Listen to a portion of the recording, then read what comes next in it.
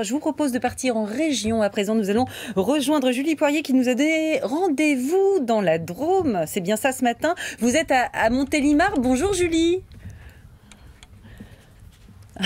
Bonjour Julia. Alors comme ça, on m'a dit que vous alliez jouer à une version de Top Gun. Est-ce que c'est vrai ça ? Envoyez la musique, je peux vous le dire. Il nous manque plus que les lunettes et la combinaison. Effectivement, regardez, nous sommes au musée européen de l'aviation de chasse.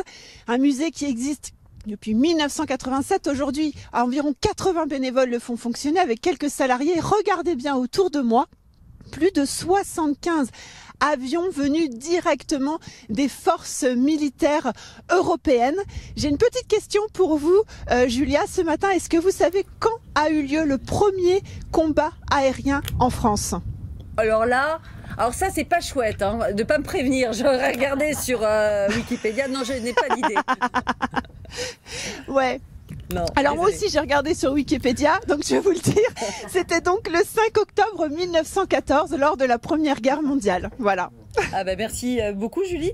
Dites-moi, parmi tous ces engins là qui ont participé à l'histoire, c'est lequel, vous, qui vous êtes le plus marqué ?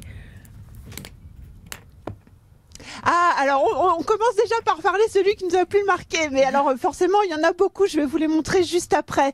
Mais la vraie question qu'on se pose nous aujourd'hui ce matin, Denis, c'est de savoir comment est-ce qu'on récupère ces avions qui ont marqué l'histoire de l'aviation de chasse. Eh bien Julie, lorsque l'armée de l'air a décidé de retirer du service un appareil, il existe au sein de l'armée de l'air française une division patrimoine. Oui. Nous sommes avisés par la division patrimoine et nous allons ensuite récupérer l'avion. Alors pour nous récupérer un avion... C'est-à-dire quoi ? On va le détacher, on enlève toutes les petites pièces ? Exactement. On va le démonter, démonter les ailes, démonter le gouvernail, mettre l'ensemble sur un camion et puis ramener tout ici et faire l'opération. C'est pour ça qu'il faut 80 bénévoles dans l'association. Absolument.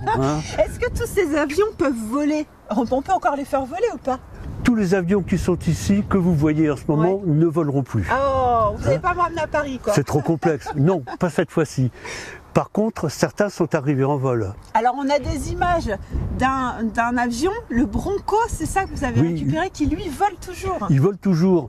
Le Bronco, c'est un avion de lutte anti-guérilla qui a été fabriqué dans les années 60 aux États-Unis, qui est utilisé en tant qu'ambassadeur de la ville de Montélimar et du musée européen d'aviation de chasse dans les meetings depuis sur toute l'Europe. Sur toute l'Europe. Depuis Brest jusqu'à la Pologne. Le seul qui peut le piloter, c'est un ancien pilote, justement. Oui, c'est un avion excessivement complexe qui nécessite des compétences particulières que seuls possèdent les pilotes d'anciens pilotes de l'armée de l'air. On ne peut pas vous parler de tous les avions, bien évidemment. Julia, regardez. Ça fait très bizarre d'être nez à nez avec la Caravelle, là, comme ça, quand même. Ah, on n'a pas l'habitude. On a l'impression de la caresser, c'est un petit nounours. Vous me demandiez quel était l'avion le plus emblématique. Moi, j'en ai deux à vous montrer quand même, Julia.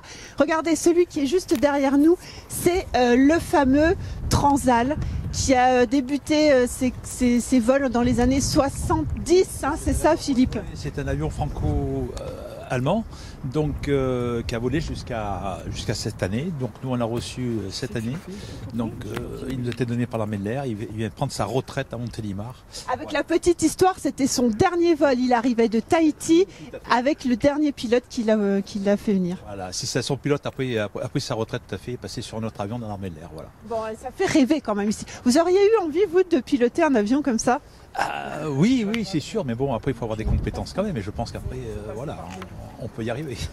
Bon, alors un petit mot encore, Julia, parce que moi j'ai eu du mal à choisir dans les 75 avions, mais je voulais quand même vous montrer celui-là. Celui-là, c'est le mythique, voilà. C'est le Mirage 2000, et celui-ci, c'est un prototype, Denis, et celui-ci, il a volé, pareil, dans les années 80, c'est ça ? Oui, dans les années 80, c'est la période à laquelle a démarré... La concrétisation du projet du Mirage 2000, cet avion-là, c'est le prototype numéro 4.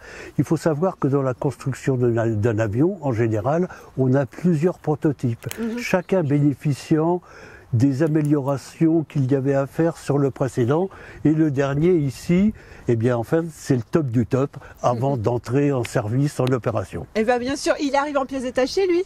Lui, il est arrivé aussi en pièces détachées. Allez hop, le petit tournevis, c'est parti. On Et y les va. 80 bénévoles dont vous parliez. Bon bah super, alors vous savez pour conclure Julien que celui-ci, eh bien c'est une grande lignée, fait partie de la famille des Mirages, il y en a eu des milliers bien évidemment, c'est l'emblème tout simplement de l'armée française et celui qui le remplace aujourd'hui c'est le fameux Rafale. Bien sûr. Il va arriver ici le Rafale, non? Bah, d'ailleurs, la place est déjà prévue. On hein. l'attend, Eh ben, on écoutez, l'attend Julien, on attendez attend le votre- Rafale ici. Attendez votre Rafale. Merci beaucoup Julie.